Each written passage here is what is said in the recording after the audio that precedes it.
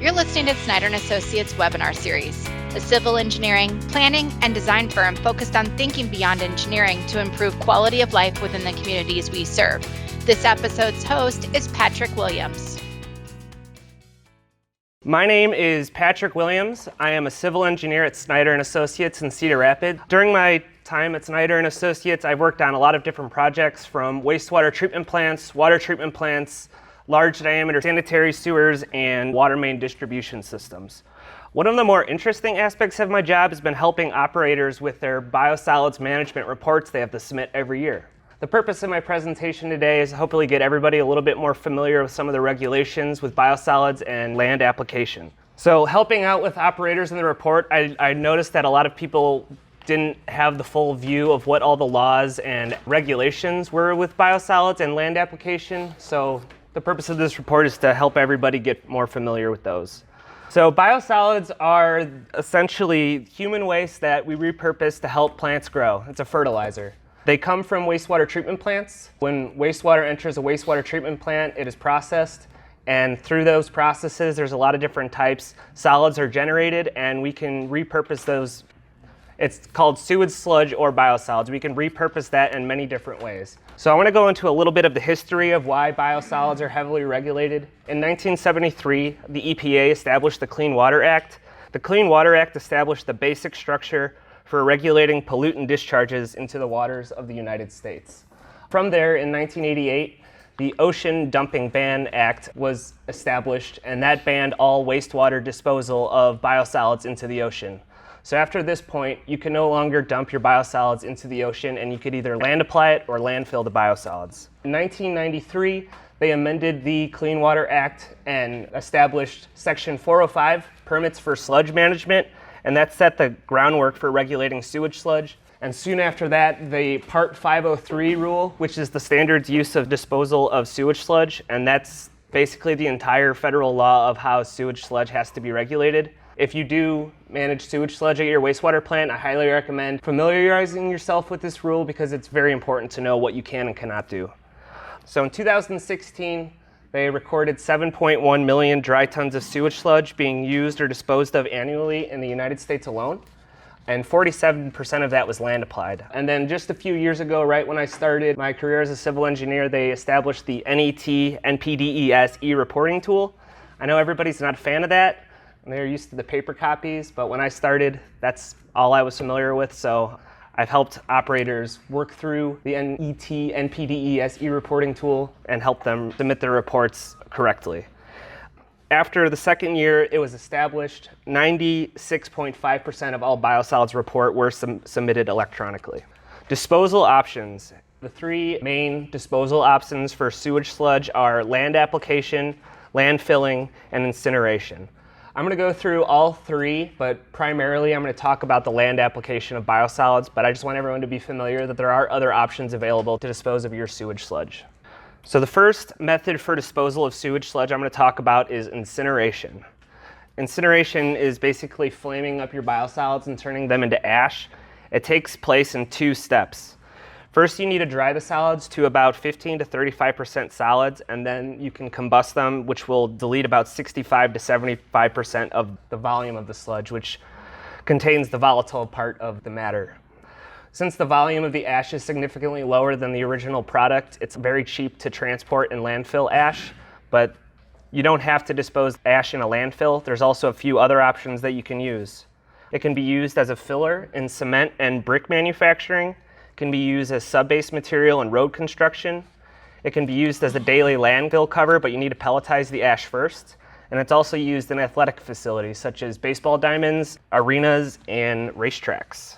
There are two types of landfills that you can dispose in. One is called monofills, which is a sewage sludge only landfill. I've never actually heard of monofills before I started researching this, so they're pretty rare. They're also very heavily regulated by the EPA. Since it is heavily regulated, there are a lot of rules that you must follow if you're going to dispose in a landfill. You need to have a liner on the bottom of the landfill, and you need to follow an entire subsection of the 503 rule to make sure that it's not polluting any of the environment. Biosolids disposed in monofills need to meet Class A and Class B pathogen requirements. The different types of monofills could be a trench system, an area fill system, or a similar bulk disposal operation, and it usually involves a cover system material deposited over the sewage sludge. So the second type of landfill you can dispose your sewage sludge in is a co-disposal landfill. This is basically a combined biosolids and municipal solids waste landfill. This is a lot more common and there's hardly any regulations for it. I know landfills aren't super happy to have biosolids deposited in their landfills, but it is a legal option that you can take. Just another note, if you use your biosolids as cover for a landfill at the end of the day, that's not considered landfilling, it's considered land application. So the rules of land application follow that part of landfilling. There are three major types of classification that EPA and DNR go by: pathogens, heavy metals, and vector attraction reduction.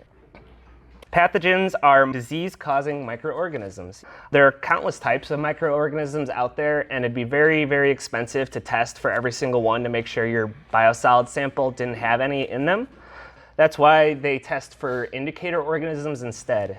Indicator organisms are either fecal coliforms or Salmonella or E. coli, and they represent the probable presence of pathogens in the sample. So we test for those, and if there's a lot of fecal coliforms, a lot of Salmonella, there's a high chance that your biosolids could get somebody sick if they touched some food and they ate the food. So there's two different ways that the EPA and the DNR classify biosolids by pathogens. It's Class A and Class B. Class A is the best type of pathogen densities that you could have. And to have your biosolids classified as Class A, that you cannot have any detectable limits of indicator organisms in your biosolids. If you're selling biosolids that are considered Class A, you have to test the biosolids at the time of sale to make sure that you're not selling biosolids that contain high levels of pathogens. Also, you must meet several pre-treatment requirements. I'm going to go through those pretty quickly, but if your biosolids are treated thermally in a high pH environment, if they can test for enteric viruses or viable helminth ova. Enteric viruses are viruses that are associated with human feces. Viable helminth ova, does anybody know what that is? Helminth means parasitic worms and ova means eggs. So if you have parasitic worm eggs in your biosolids, then you can't classify those as Class A biosolids. Other processes that you can use to have them considered Class A are composting, heat drying, heat treatment, thermophilic aerobic digestion, beta ray irradiation, gamma ray irradiation, and pasteurization. And those are usually pretty expensive methods, so that's why not a lot of operators choose to treat their biosolids to get the Class A designation, but those are options that you can take if you want to have a higher cost of sale of your biosolids. The second class of biosolids based on pathogens is Class B biosolids. These do not require time of use testing, but you still need to make sure you test for pathogens based on how many pounds of biosolids that you generate. There are some restrictions on biosolids, which I'll get into later with the Class B, but basically those restrictions are on crop harvesting, animal grazing, and public access. So if you treat a farm field with Class B biosolids, there are some heavy restrictions that you must follow, or the person that plants must follow. And I'll get into those a little later, but I'm going to move on to heavy metals, which is the second way we help classify biosolids. Probably pretty hard to read, but these are the tables that show you the amount of heavy metal concentrations that you can have in your biosolids, and based on those you can have your biosolids classified by the DNR as Class 1 or Class 2. There's 10 heavy metals in total, but I think there might be less for the DNR. Higher quality biosolids have stricter regulations on the metals, and if you have regular biosolids, you just have to meet ceiling concentration limits.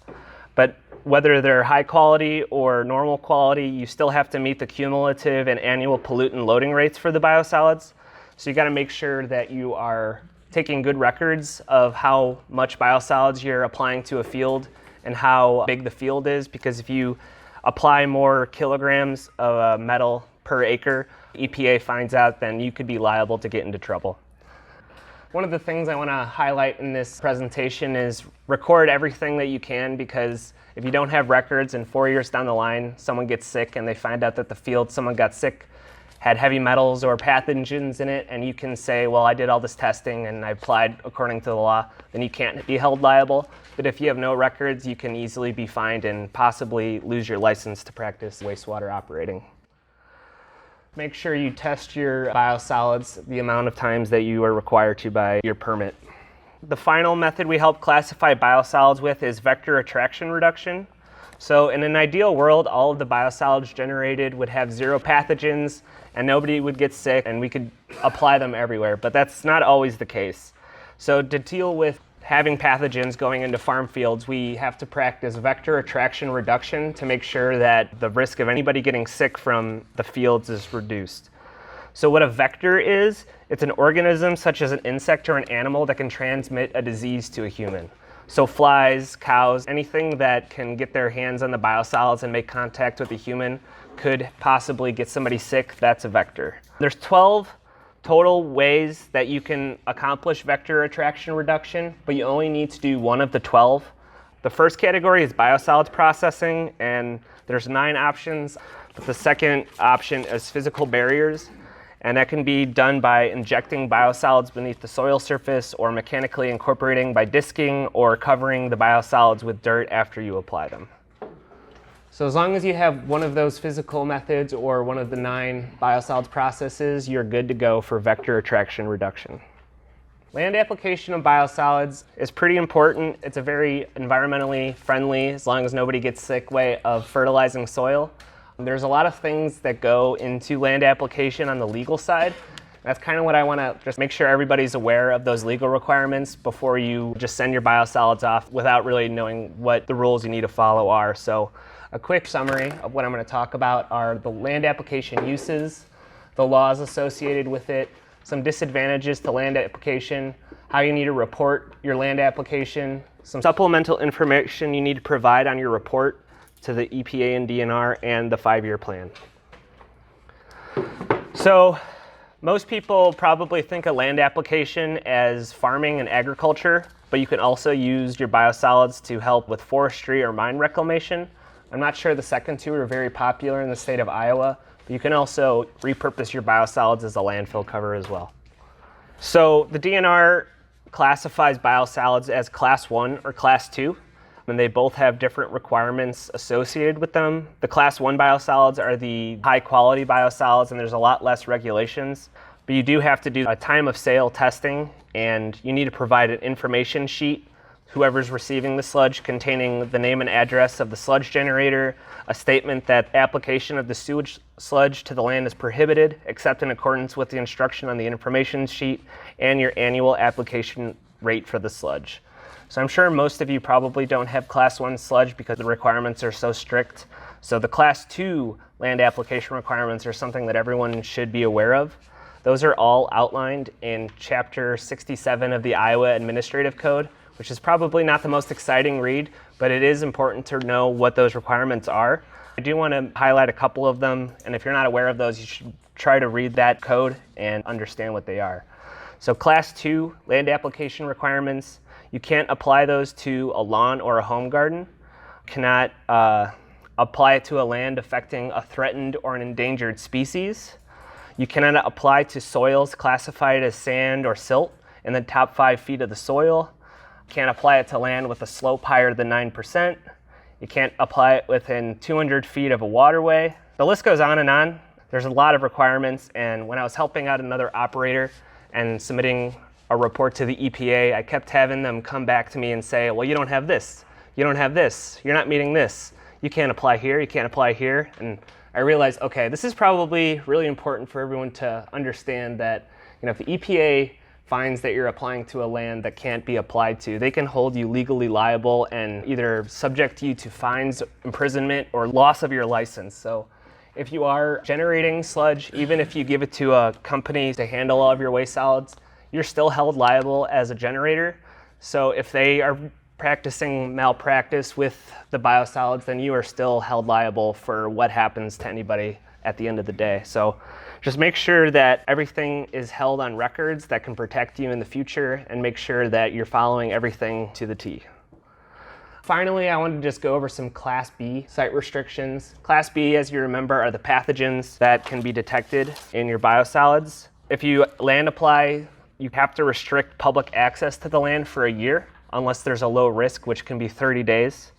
Animals can't graze on the land for 30 days. And if you have food with harvested crops that touch the biosolids, such as stuff below the land surface, and you mechanically incorporate, then you can't harvest those crops for up to 20 months. So just make sure that that stuff is not happening when biosolids is on the land, because it does put the public at risk.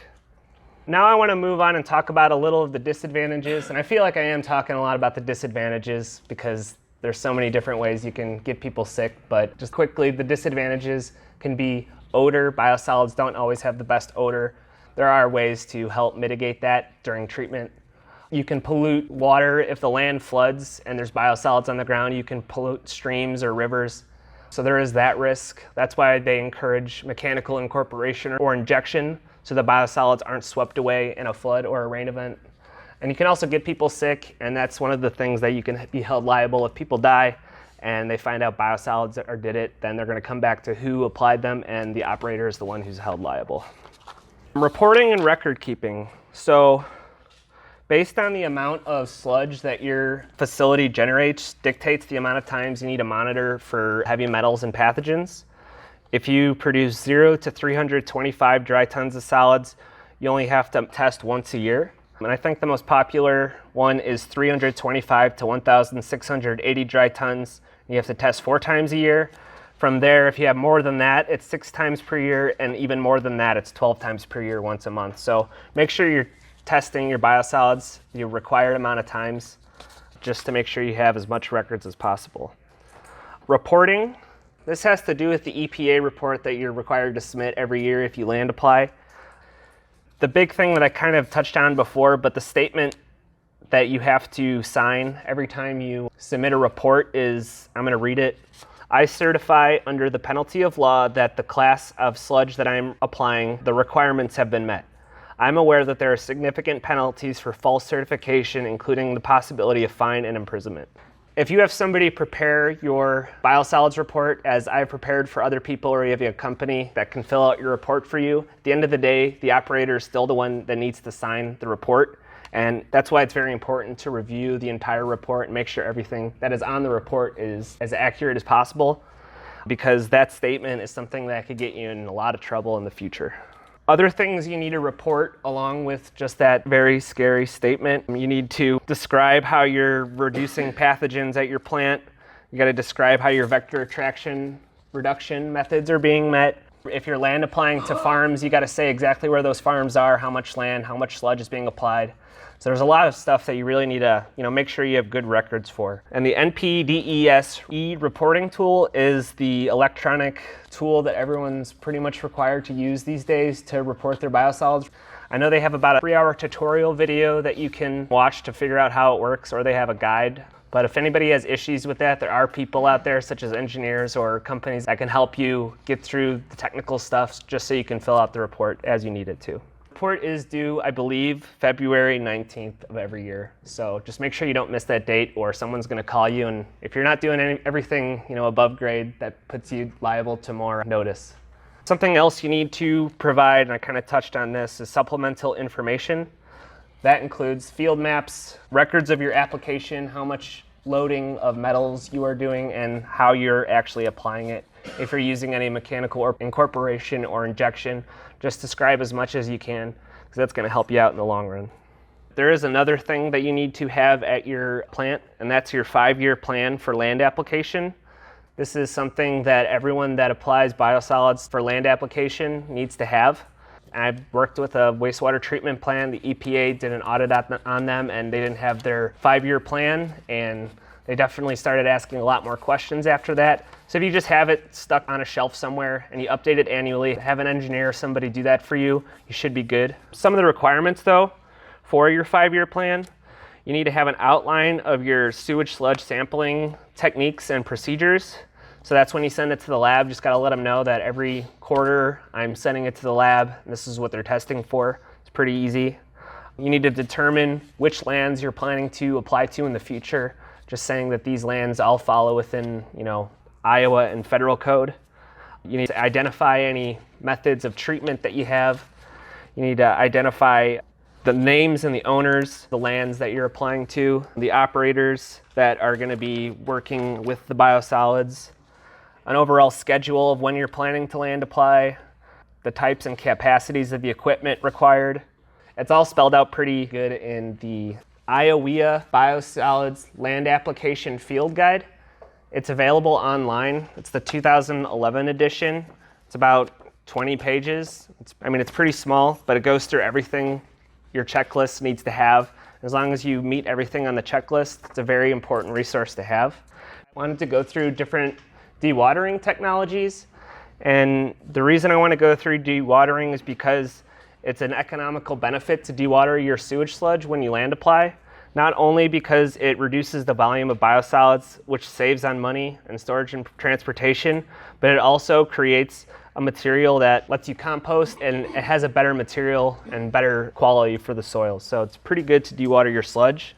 If you're incinerating it, dewatering saves fuel on incineration and also produces a material that's good for composting. So with dewatering, there's a lot more different technologies out there besides the 5 that I'm listing. The first dewatering technology is a centrifuge. And I'm curious to know, does anybody have a centrifuge at their plant? I didn't think so. Yeah, I haven't heard of a single plant that has centrifuges in Iowa, but they're actually pretty cool. They work a lot like a laundry machine. The biosolids are fed in, and the coil in the middle spins really fast, and that separates the liquids from the solids. On one end, the solids are discharged, and on the other hand, the liquids are discharged. And it produces a lot higher quality, higher solids material than a belt filter press. They do have some advantages, such as low operation and maintenance costs, outperforming dewatering capabilities of a belt filter press, pretty small footprint requirements compared to their capacity. And there's also minimum operator attention when things are running well. And they're also very easy to clean, which I've heard belt filter presses aren't the easiest things to clean. Disadvantages though, it does have high power consumption. You also need a lot of experience to make it run very well. It's difficult to monitor how well you're doing too, because it's basically a metal tube and you can't see what's coming in and out until you're all finished. So you really need to have a lot of experience before this thing will run well. Spare parts are expensive and you need to have the manufacturer come and repair it if there's a serious break. And startup and shutdown can take up to an hour. The next one is the belt filter press, which I've seen a lot of in the state of Iowa. I think it's the most popular mechanical dewatering out there just because it's so simple to use. Basically, a belt filter press dewaters sludge by applying pressure between the belt and the discs, and that presses the water out and creates cake that on average has 15 to 20% solids content. Advantages to this are staffing requirements are pretty low, maintenance is relatively simple, and the wastewater operators can generally perform all maintenance on it. Starts up pretty quick compared to a centrifuge, and there's less noise compared to a centrifuge. Disadvantages: odors can be a problem, but those can be controlled by chemicals and ventilation. You do need a lot more operator attention if the feeds solid vary in solids concentration and organic matter. Wastewater solids need to be screened to minimize risk of sharp objects damaging the belt. Belt washing can be time consuming, and it's got a pretty large footprint compared to the centrifuge. If you're looking to buy a new dewatering equipment, I think it is worth it to just go through all your options, because it may be worth it to get a belt filter press, it may be worth it to get a centrifuge. You just have to look at those operational and capital costs. The third method for dewatering is gravity thickening. Gravity thickening typically takes place in a large circular concrete tank with a conical bottom. Wastewater is fed through the influent pipe of the tank, and water is stored in the tank, and solids will slowly settle to the bottom. They have these metal scraper arms at the bottom, which will collect the sludge in the middle, and the sludge is discharged out through the bottom, and the water comes out through the top over a weir. It does have a very large footprint, and the solids content's only about 4 to 6%, so not as good, but it's an advantage because it's really easy and simple to maintain, and there's very low operating costs compared to the centrifuge or belt filter press. Drying beds are another pretty simple process for dewatering your sludge. There's 3 main different types of drying beds. Your conventional drying bed has a layer of sand and gravel, and the sludge is fed through the top, and over time the wastewater will percolate through the bottom or evaporate off the top, and after a few years you'll have a high solids product. You can get about 10% solids, which isn't as good as the belt filter press or the centrifuge, but it does require very little maintenance once you get the solids on there. Since rain can be an issue, you can also put a glass or a transparent fiberglass thing on top to prevent any water from getting in there, but that does restrict your evaporation potential. Paved and vacuum-assisted drying beds aren't as common. The advantage to the paved is you can drive equipment on it, and the advantage to the vacuum-assisted is you get a higher solid content because you have a vacuum at the bottom that sucks the water out a lot quicker than just normal percolation. Reed beds are a pretty economical and environmentally friendly way to dewater your biosolids. Each basin needs to have a membrane, filter, sludge loading system, reject water, and aeration system. The presence of the reeds provides mineralization to the organic solid in the sludge. Regardless of the size of your plant, you really want to have a minimum of 8 to 10 different reed beds. If you have too few basins, you run into operating problems such as poorly dewatered sludge residues and poor mineralization. And about every 8 to 10 years is when you would empty these reed beds. The good thing about having reed beds is you can remove up to 25% of the organic matter, and you can produce biosolids with 20 to 40% solids content. It's also very good because it's very efficient at removing pathogens and taking away any hazardous organic compounds. And it also makes a very good option for recycling the biosolids for agricultural land application. Thank you for listening to Snyder Associates webinar series, a civil engineering, planning, and design firm focused on thinking beyond engineering to improve quality of life within the communities we serve. Find content related to this episode on Snyder-Associates.com.